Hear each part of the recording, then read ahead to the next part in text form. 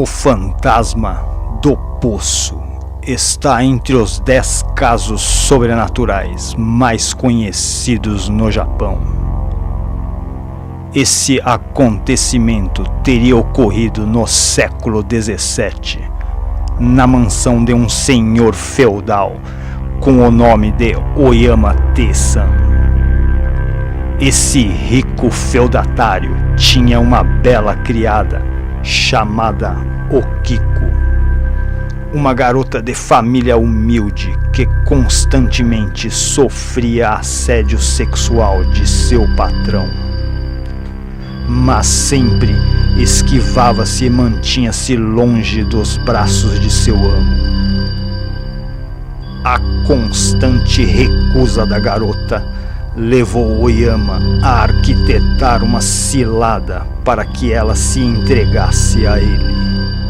Assim, o ricaço entregou um saquinho de moedas a Okiko, dizendo que havia ali 10 moedas de ouro e que ela guardasse cuidadosamente, pois ele teria que se ausentar da cidade durante 4 dias. A garota ingenuamente guardou o saquinho, sem saber que na realidade só havia 9 moedas. Após breve ausência, o feudatário voltou ao seu palacete e pediu que a jovem devolvesse as 10 moedas, uma por uma. A garota abriu o saquinho e foi contando uma por uma, e ficou desesperada ao constatar que só havia 9 moedas. Contou várias vezes para ver se não havia se enganado, mas, infelizmente, teve que reconhecer que estava faltando uma moeda. Te-san mostrou-se muito furioso com o desaparecimento da moeda. Acusou-a de ter ficado com ela e exigiu a sua devolução. Okiko não sabia o que fazer, pois, sendo uma simples criada, mesmo que trabalhasse a vida inteira, jamais conseguiria uma moeda de ouro. Então, desesperada, correu para o jardim chorando. O ricaço a seguiu e disse que se ela fosse boazinha com ele, iria perdoá-la e a moeda seria esquecida. Impulsivamente, ela respondeu que não havia feito nada de errado e que preferia morrer a entregar-se a ele. Furioso com a recusa, o velho ricaço agarrou a jovem e atirou-a no fundo do poço existente no jardim, dizendo: "Se prefere morrer, vou satisfazer o seu desejo."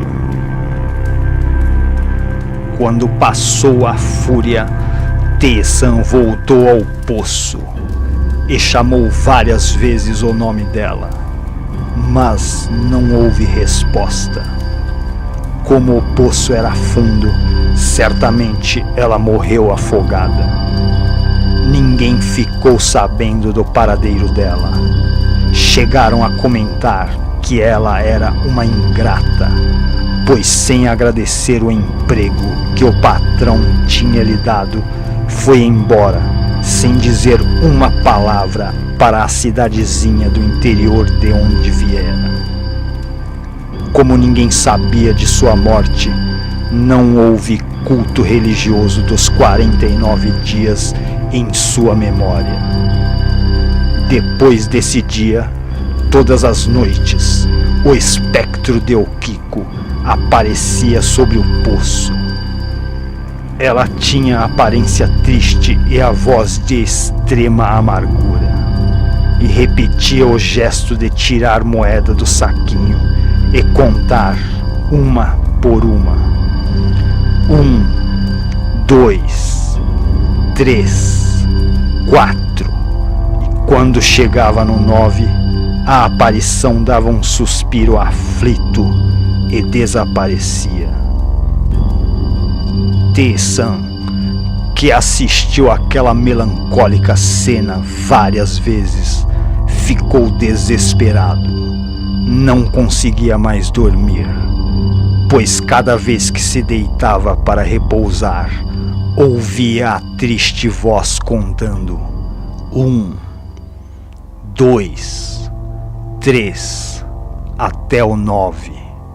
O ricaço confessou o crime e foi preso pelas autoridades. Na prisão, acabou enlouquecendo, pois não parava de ouvir a voz contando as moedas.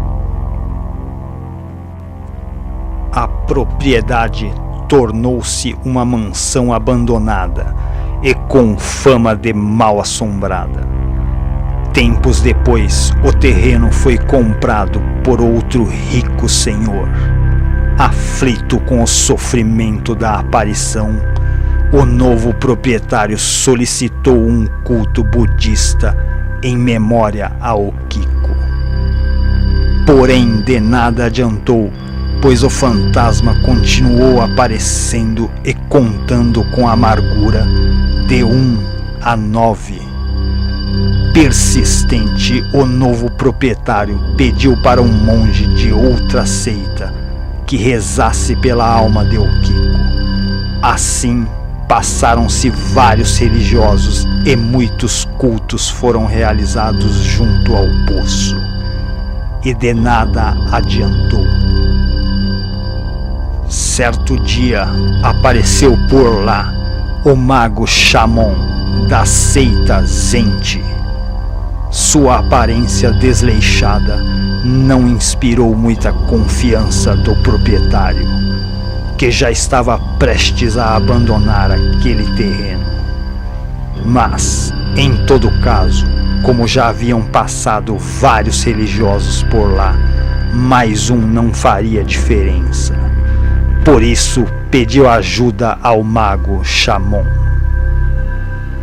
Em vez de fazer um culto religioso próximo do poço, Shamon ficou escondido à noite entre as folhagens do jardim.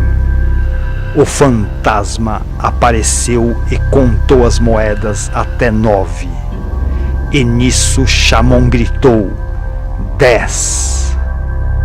Dizem que o fantasma deu um suspiro aliviado e nunca mais apareceu.